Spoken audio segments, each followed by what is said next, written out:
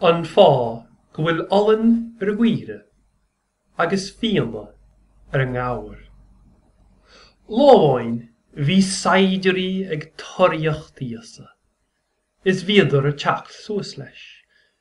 Is ní raibh aon áit le gailge ach isteach i mbollag gabhair a bhí ar a sliabh.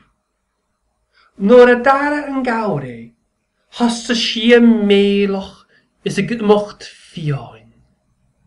Bhíos ag na saidirí gur an mbollag an gabhair a bhí íosa, is lean siad an gabhair, is cheas an gabhair go rug siad ara.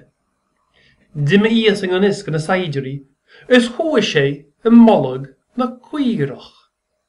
Luí an chuire síos, is thosa sí a cangailte círe, is níras ag na saidirí céirá íosa. Is chahadar an tóir thuairt suas. Bhíoch Olin deas bog ar an ngabhair an táim sin, is bhí fianna fada fiáin ar a gcuireadh. Ach dara íosa é an táim seo, is chuir sí Olin ar a gcuireadh, is fianna ar an ngabhair. Agus is mar sin atáid go dtí an lá i nniuh.